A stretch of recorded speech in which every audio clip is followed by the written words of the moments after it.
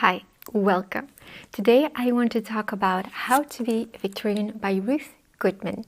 Ruth Goodman is a British freelance historian and she has tried and tested everything about Victorian life. She also has a lot of interesting YouTube videos, but this was not how I discovered her book. I first discovered the book and then discovered that she was the same person. So this book discusses the everyday life of Victorian, not just of a wealthy Victorian, but of the everyday people, which makes this book very interesting because we always see a Victorian life in movies and period dramas, and we often see a romanticized version of that life.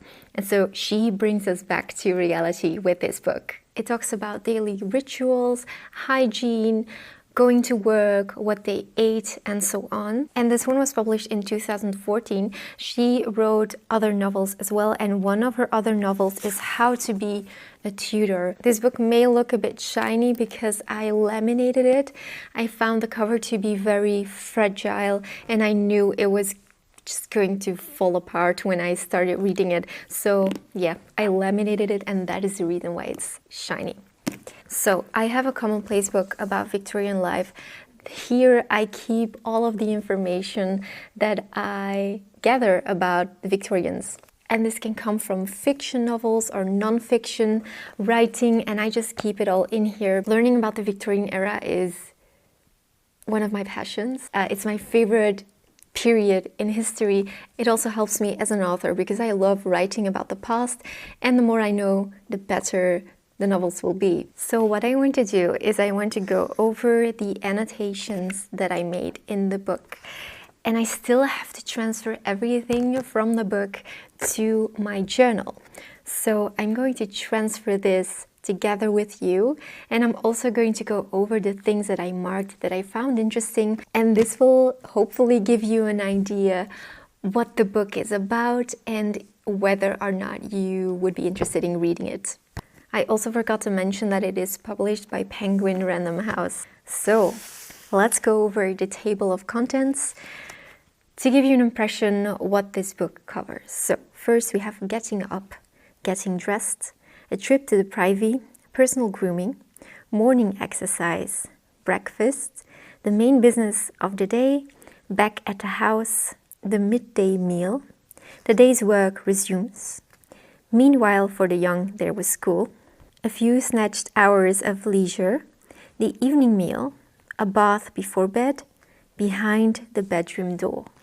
Then we go to the preface. And one of the things that makes this book even more perfect is that Ruth, being a historian, went through all of the Victorian things, the Victorian life, work, food, products, beauty products, corset wearing. She did everything, and so we do not only get an explanation of how things were back in the day, but she also gives her opinion about the experience itself and how it felt for her. And I think this is such a rare thing because usually an author just writes about the past without having really experienced everything. And so yes, I found this extremely interesting. The first half of the book, I highlighted the things, I underlined things, but then at a certain moment I stopped and I just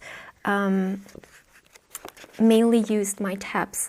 But I want to change this, and I want to also highlight the things that I really want to remember, and at the same time I'm also going to transfer everything into my journal. I also want to mention that there are colored images in the middle of the book, and yes, I think that's also really lovely. If you're interested in the Victorian era, then I highly recommend this book. You will love it. So yes, I'm going to transfer the information, and while I do that, I'm going to tell you a little bit more about what I learned. I will also link one of her videos in the description box should you be interested in checking those out. Alright, so here is what I have written down. The stand-up wash. Victorian towels were like a tea towel today. They washed standing with a bowl and water and soap. The wealthy families had a servant that would deliver warm or hot water, But the poorer families had to use cold water. They used a flannel cloth and went body part by body part. As for clothing, most Victorians had little clothes and more a mixture of misfitting and worn clothes. They layered a lot just to keep warm, and the average Victorian lady was wearing about 5 layers of clothing all year round. It was important that your clothes were decent. One had to look tidy and acceptable. Concerning food, so potatoes and bread formed the basis of the diet. Depending on where you lived, only the wealthy had vegetables. There was, next to bread, a little bit of meat and, if you were lucky, some milk. Housing. Most Victorians lived in a small house with one room on ground level and one on top. They were obsessed with the habit of ventilation because they were afraid to poison each other with their breaths. Thus, they slept with open windows, which made things even more cold. They believed that everything that smelled bad carried disease. As for letters, at the turn of the century, oblong envelopes usually contained bills, while square ones held invitations and personal cards or notes. Getting up in the morning. The wealthier people often had coal fireplaces and iron grates in the bedrooms, but these were rarely lit. Corsets offered self-respect, sexual attractiveness, and social conformity, and of course a range of health benefits. It was believed that the internal organs needed support. Back and stomach muscles often weakened because of this support. It was also thought that it offered the needed warmth to a woman's vulnerable organs. It also offered protection against the wind. Physicians at the time were strongly against the practice of tight lacing. Now, layering was very important. The basic was a flannel petticoat and one cotton. More could be added. Cotton could be easily washed, so that one formed the first layer. There was also a chemise, drawers, panties, and a corset. As for personal grooming, clean fingernails were important. They were dipped in warm water for several minutes with lemon to bleach. They had to be perfect ovals and not too long and not too short. 5 minutes of buffing followed each nail for the best results. Daily scrubbing of face and hands with lemon was part of the beauty routine. Lemon was used against freckles, red marks, and moles. The hair was brushed twice a day to spread the oils and remove dirt. Rosemary water was popular as a wash. One could also gather herbs, lay it in a bowl, and fill it with boiling water. To be seen as a beautiful woman, you had to have clear, pale skin, no freckles, pimples, or spots. Now, the poisonous nature of beauty products was well known, and women were encouraged to make their own products.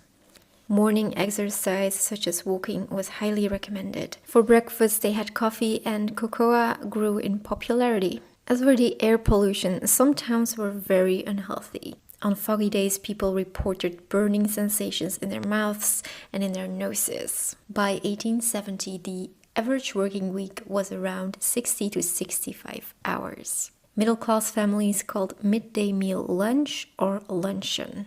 Suitable reading material for teenage girls was a topic of debate. Mothers should always know what their daughters are reading. One author wrote that Byron and the novels of Mrs. Radcliffe must be avoided. Most girls were not given the opportunity to lead an intellectual life or to play sports. So these were some snippets of information from the book. If you found these interesting, then I highly recommend picking up How to Be a Victorian by Ruth Goodman.